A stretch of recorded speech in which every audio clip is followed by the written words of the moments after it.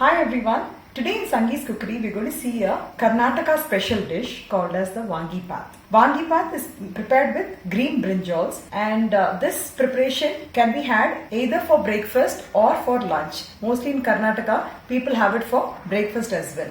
So let's look into the preparation of Vangi Path. The ingredients required for preparing the Vangi Bath are 1 tablespoon of chana dal, 1 tablespoon of urad dal, 2 tablespoons of dhania, 1 star anise, 1 jai patri, 2 cloves, 2 cinnamon sticks, 1 cardamom, Badgi red chili about 5 to 6, 6 to 7 of normal red chilies, turmeric powder, salt, 3 green brinjal cut into pieces, 1 handful of green peas, 1 cup of Sona Masuri rice, mustard seeds, ground nuts, cashew nuts, both are 1 tablespoon each, and some curry leaves, 1 tablespoon of fresh coconut, or if you have copra you can use copra, 1 tablespoon of tamarind juice, mustard seeds, and oil required for seasoning. First, I am going to pressure cook 1 cup of Sona Masuri rice by adding 2.5 cups of water. After cooking, you just spread it on a plate and apply a little bit oil and you can keep it aside. Now, I am going to add all the dals, dhania and the masalas and the red chilies, and we are going to fry this in medium flame until it becomes brown in color. Since I am going to just use this powder, immediately I am frying with a little bit of oil, but if you want to store it for a longer period of time, you don't have to put oil, you can dry fry the ingredients.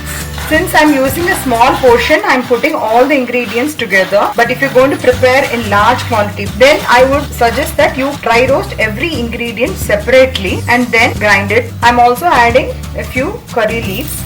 This Badgi chili, we are basically adding it for the color, but if you don't get the Badgi chilies, you can always substitute with the Kashmiri red chili powder. It's almost fried. Now I'm adding 1 tablespoon of the grated coconut, and I'm also frying for a few more minutes. You can add copra also, but since I don't have the copra today, I'm adding freshly grated coconut, and you can just switch off the gas and fry for a few minutes. I've transferred all the fried ingredients in the mixie jar. Along with this, I'm adding half a teaspoon of turmeric powder. This is a small tip so that you get a nice color. First, I've heated up the pan. I've added 1 tablespoon of ghee, and I'm adding the cashew, about 1 tablespoon, and also 1 tablespoon of groundnuts. You roast it lightly and keep it aside. In the same pan, I'm adding 1 teaspoon of mustard seeds, 1 teaspoon of urad dal and 1 teaspoon of chana dal. This is for seasoning. Once the mustard seeds flutter, you can add some curry leaves, and then I'm adding some fresh brinjal. In this dish, I have not added onions or garlic. We like to have it without onions in Vangi Bath. So in case you want to add it, you just have to add just before adding the brinjal. First fry the onions. You can take 1 onion, fry it and add some ginger garlic paste, and then add the green brinjal. I'm putting half teaspoon of turmeric powder and some salt required for the brinjals to fry. I'm also adding some fresh peas. This is just according to your taste. How much ever you want, you can add. I've added around 2 handfuls. I'm also adding around 1 tablespoon of tamarind. Any tamarind based dishes, to add little bit of jaggery, it will offset the taste and it will give you a very good flavor. That's why I've added around half a teaspoon of jaggery, but this is extremely optional. You can close and cook it. You can keep the flame in medium and cook it for 2 minutes. It's been about 2 to 3 minutes. The brinjal is cooked very nicely. At this stage, you can add the powdered masala which I have grounded. Give it a good stir. You can add 1 tablespoon of ghee on the masala and mix it up nicely. I've mixed it up in such a way that every brinjal is coated with the masala nicely. Now we will add the cooked rice. You need to carefully mix it so that the rice does not break.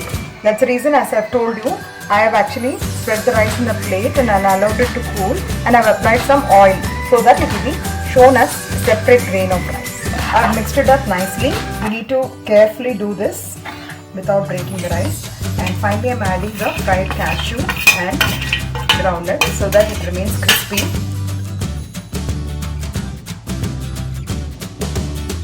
The very tasty Vangi Bath is ready to be served. It had along with raita or with papads.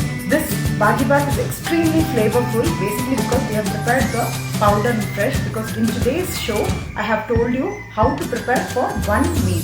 So I'm not going to preserve this powder.